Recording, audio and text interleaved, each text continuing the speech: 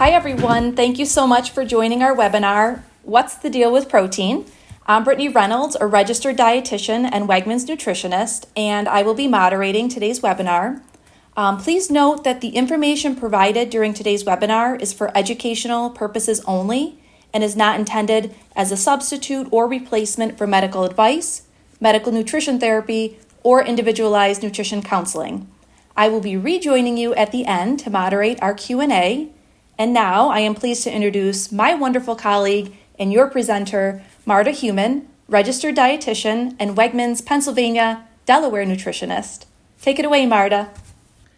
Thank you, Britt. Thanks everyone for joining us today. I'm very excited to have so many on the call today. We are going to talk about protein, and we're going to dive into this world of protein, explore its amazing functions, discover its diverse food sources, and we're going to learn how to optimize its intake.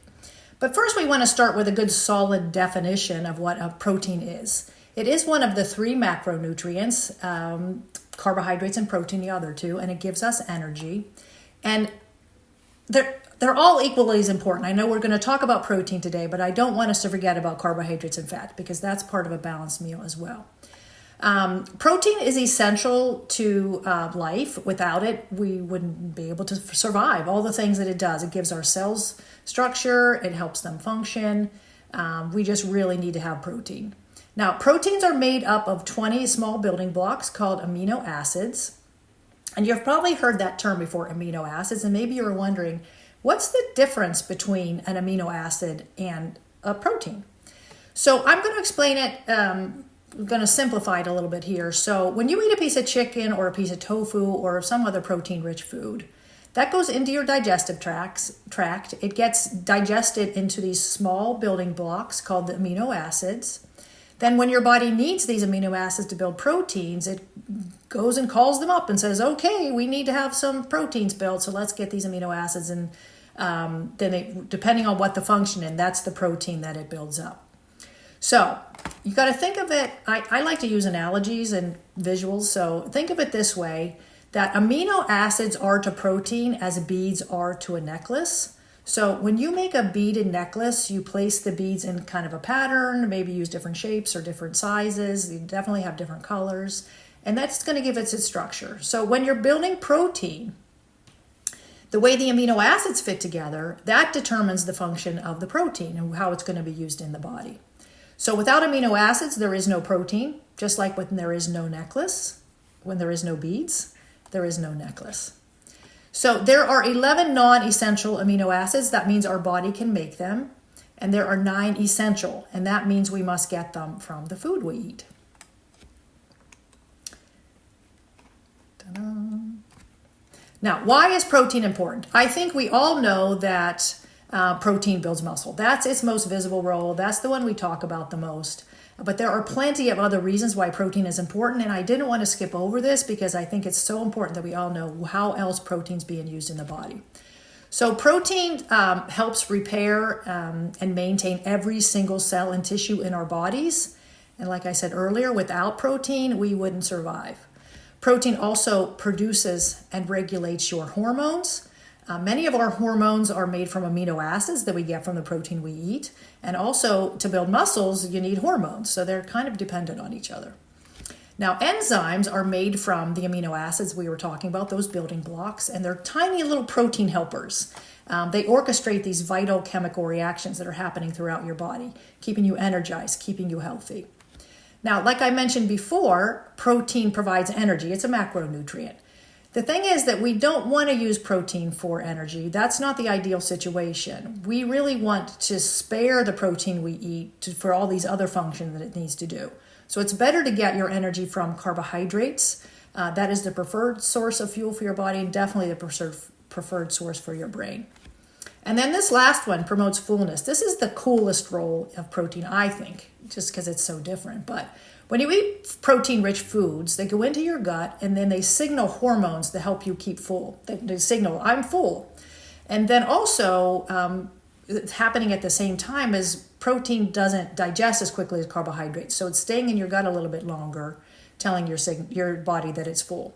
So 2 things that protein is doing to help you keep to help you keep sated or full between meals. Okay, so let's switch gears here and let's talk about food. Where can we find protein? Now, there's a wide variety of foods that contain protein. I'm sure you're all aware that animal foods, meat, poultry, seafood, milk, everything that's made with milk, other dairies, eggs, they all contain protein. But so do plants. And you may have been aware that soy and beans and legumes, nuts and seeds, they have protein in them. But did you know that whole grains and broccoli and potatoes and other vegetables, lots of vegetables have protein in them? They don't contain as much protein as animal proteins do, or animal products do, but they do have some.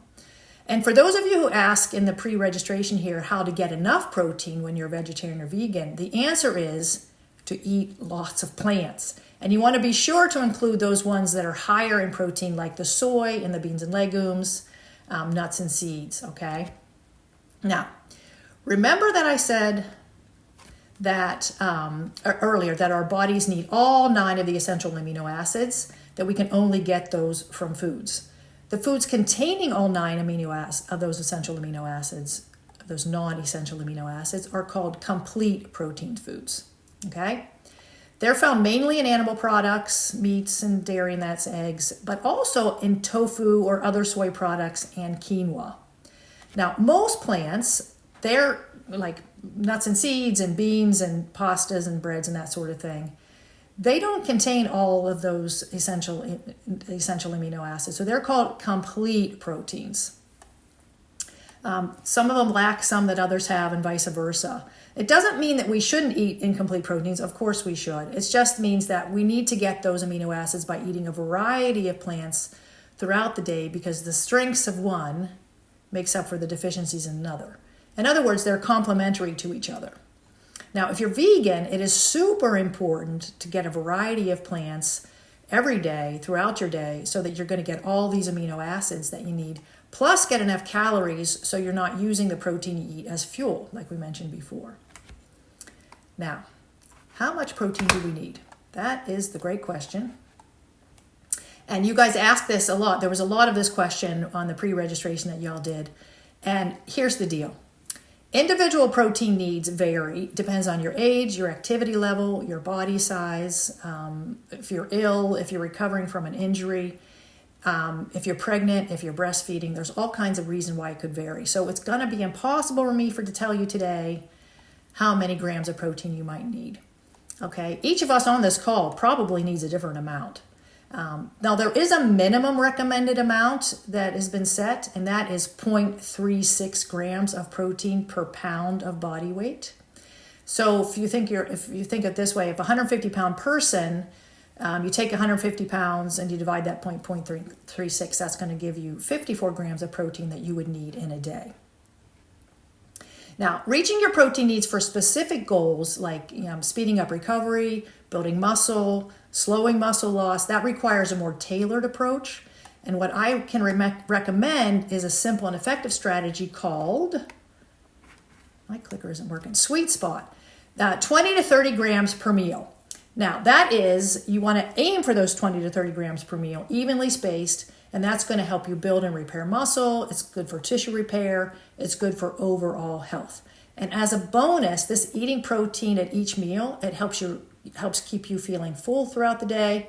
Okay, and I know that many people miss protein at breakfast. That's one of the areas where we're maybe not getting enough.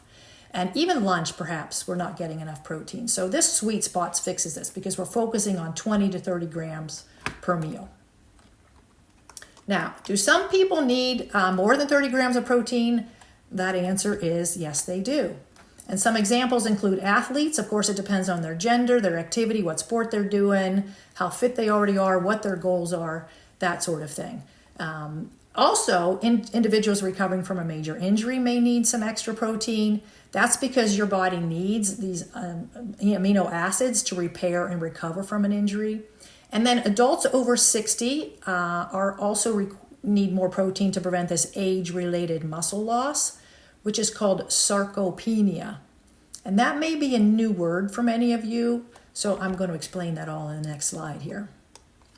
So Age-related muscle loss, the medical term for that is sarcopenia, and that is just age-related loss of muscle mass and strength, and it increases the risk of becoming weak and having poor balance. It is a serious condition. It's linked with increased risks of falls and fractures, particularly hip fractures, and research is showing us that many older adults struggle to fully recover from fractures, hip fractures especially, and can lead to permanent declines in quality of life, and it also can even relate to increased risk of mortality.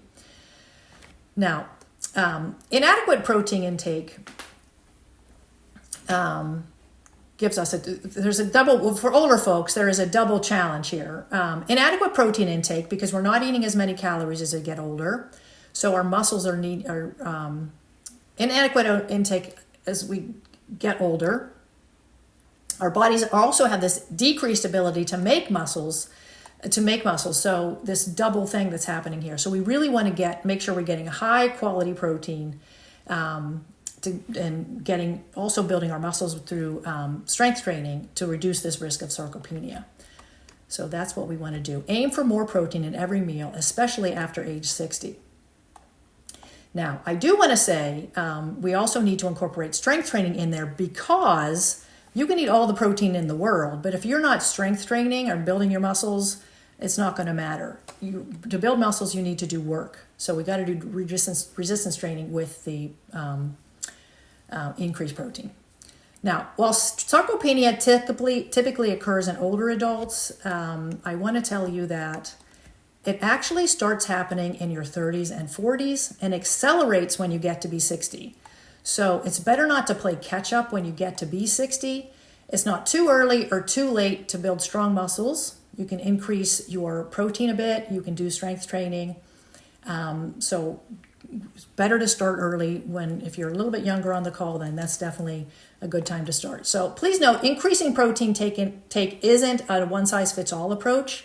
If you have chronic conditions like kidney disease or diabetes, the complications from diabetes, you really want to consult your healthcare provider about increasing your protein intake, because they're going to be able to give you an individual recommendation.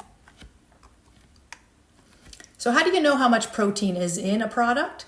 If you look at the nutrition facts panel on packages, you look down about 2/3 of the way down and you'll see what I have highlighted in pink here. That's where the protein, it's required to be on the label, so it will be on all the packages with the nutrition facts panel. In this case, it's 11 grams, but I want to make sure to emphasize that is how much is in a serving size. In this case, 1.5 cup.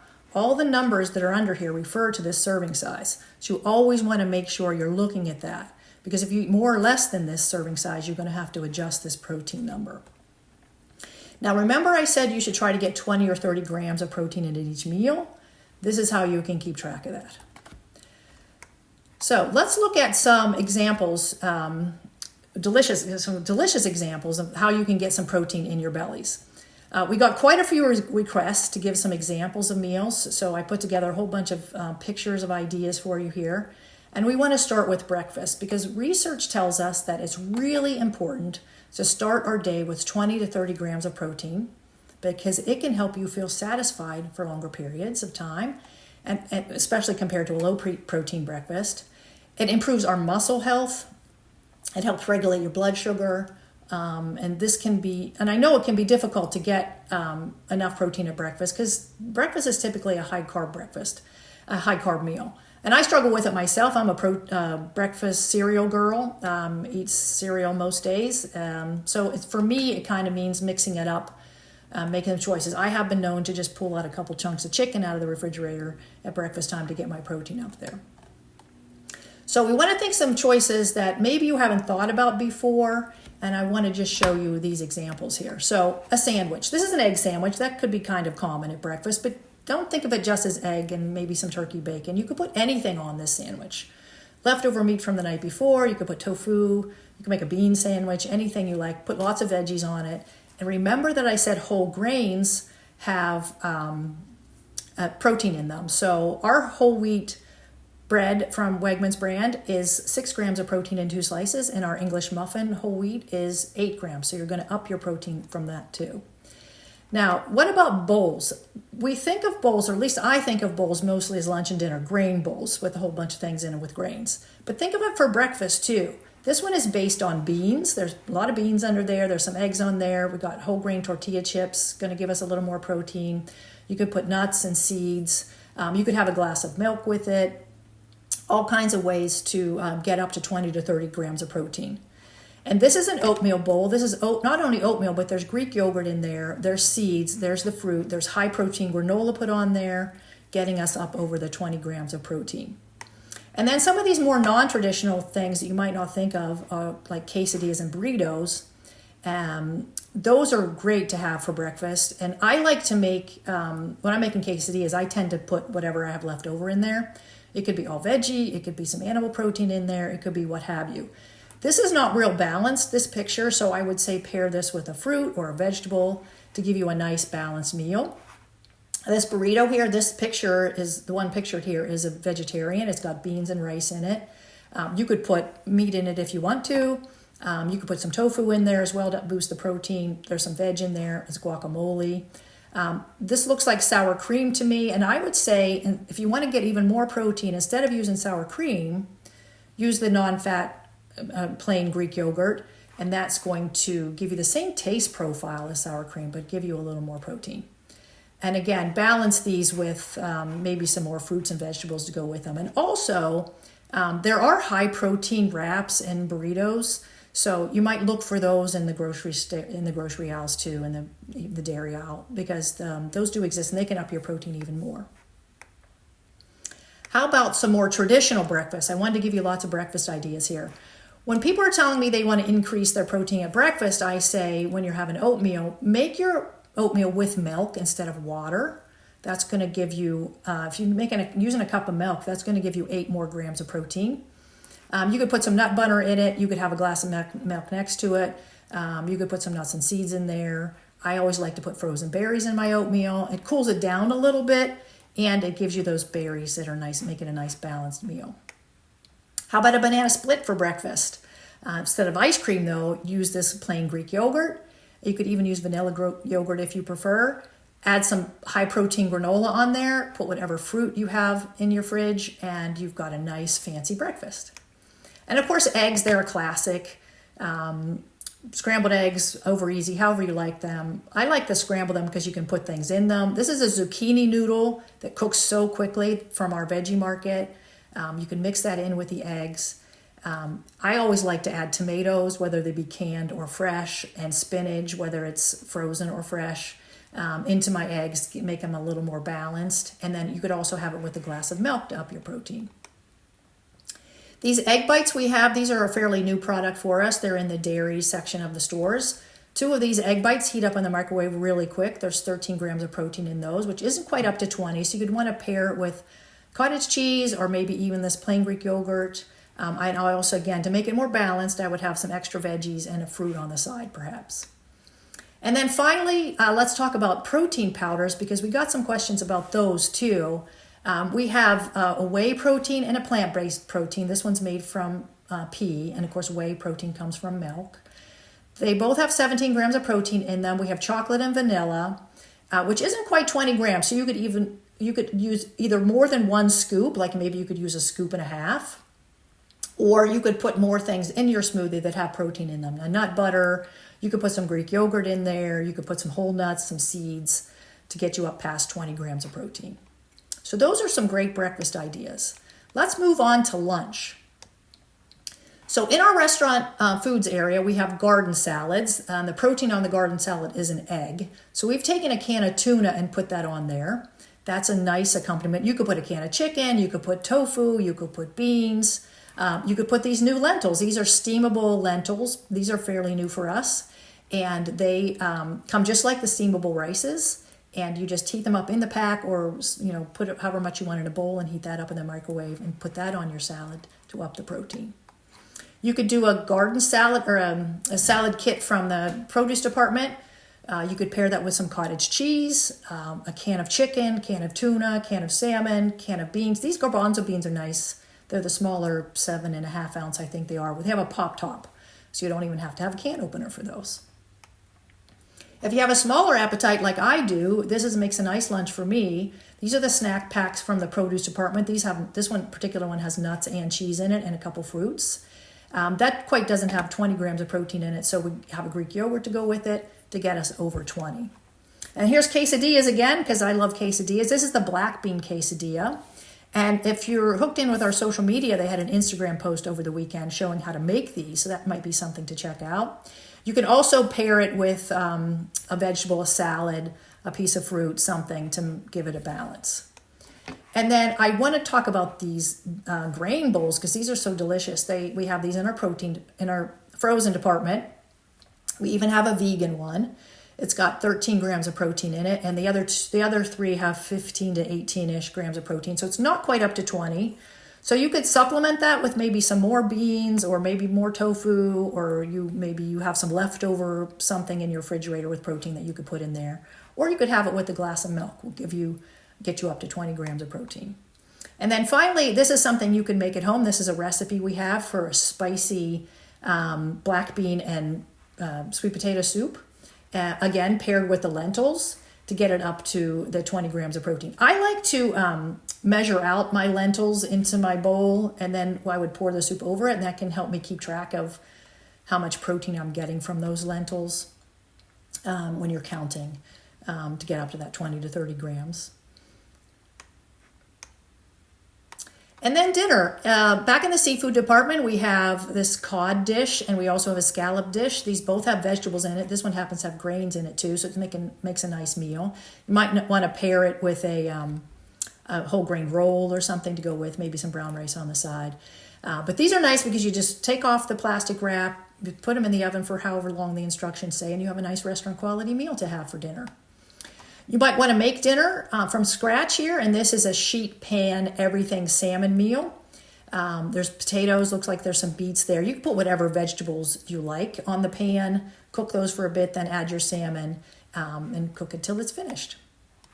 This is an Indian-inspired chicken shawarma. And again, if you're vegetarian or vegan, you might substitute tofu for the chicken to make a nice rounded meal. And then this is a really fun, easy recipe. We get lots of 5-star reviews on this one. It's really simple. It's 4-ingredient, easy turkey chili. And it sounds like, how can this be good? There's 4 ingredients, but it is really tasty. The vegetables in it are onions and peppers, which I think need to be supplemented a little bit with some more vegetables so we can have a salad or some frozen vegetables on the side to make it more balanced. And then this is a vegan salad. This is a tofu and tahini salad from our restaurant foods department, which is a nice complete meal there that you can grab if you would like to eat vegan dinner. And then I want to finish here with some new resources that we have on our website. I wanted to show you how to find them. So let's hit the go here. And the go's not showing up.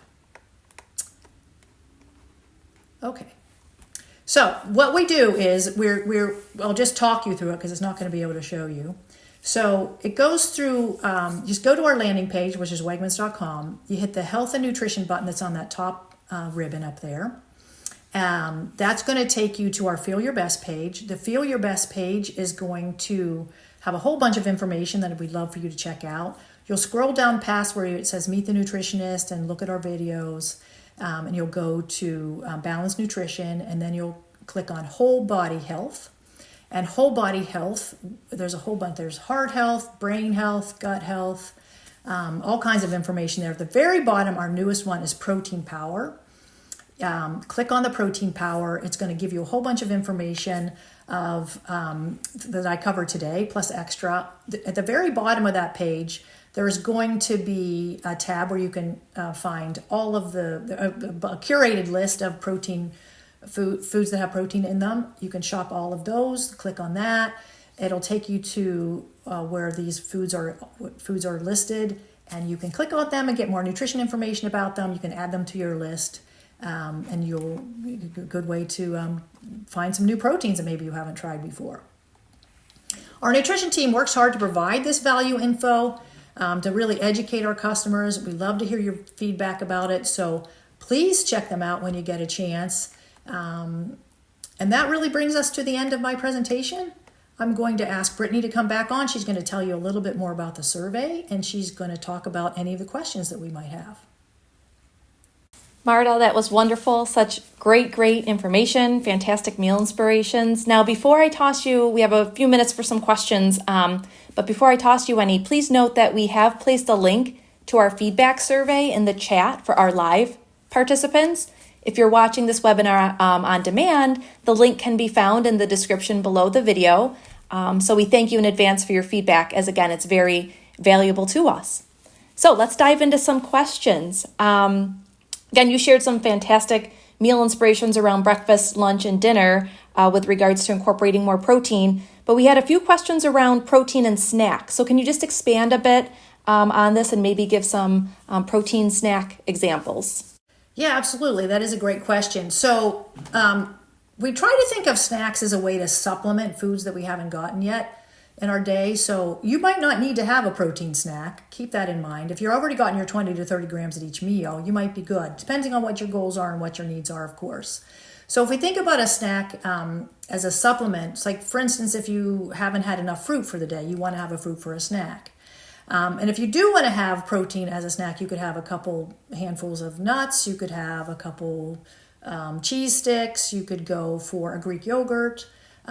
Protein bars are great to have, like especially if you're out and about, if you're on a hike or you're doing a bunch of errands, you want to have something quick that's portable. Protein bars are great to have on hand. Yeah, and also you when you're thinking about protein snacks, you want to keep them balanced, just like your meals are balanced. So I would advise you to have like a fruit or maybe a vegetable side to go with your snack. So like if you're eating cheese sticks, maybe you want to have an apple or a pear to go with that. Keeping it balanced. Yeah, pair that protein, extra, way to get a serving of fruit or veggie. Now, I thought this next question was interesting. Do I need a complementary protein? Do I need to eat them in the same meal, in the same day? What are your thoughts on when you should be consuming complementary proteins?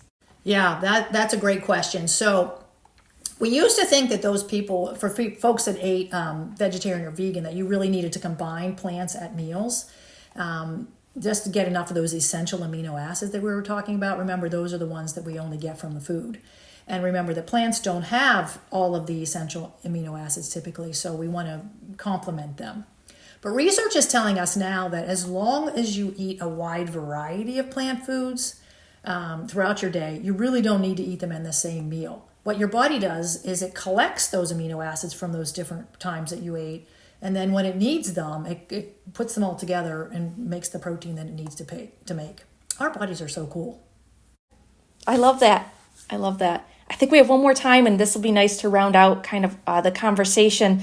We received one that touches beyond protein, but what are best food pairings for optimal nutrition? Oh yeah, that is a great question. And that goes back to, remember, we have the 3 macros: protein, carbohydrates, and fat. And we really have been talking a lot about protein today because that's what the presentation was about. But please don't forget about those other food groups because we absolutely need those. We need to have a balanced diet. Carbohydrates for energy, healthy fats for our heart, our brain, our eyes. We want to eat a lot of plants for their fiber and their plant compounds. Plus, we want to eat protein as well. Those are all needed. We want to make sure we're balancing our plate. So always a good idea to think like half plate healthy or balancing with putting half your plate of fruits and vegetables, a little bit of protein, a little bit of whole grains with some milk products and definitely some water on the side all through the day. That's going to give us the most optimal and best nutrition. That's right. Balance and variety. We love that phrase, and we love it even more seeing it on your plates. That brings us up on time. Marta, thank you for the wonderful information you shared with us today. We certainly appreciate all of you folks joining us live or catching us on demand. We hope you enjoyed this fantastic webinar. Be well, and bye for now. Bye. Thank you.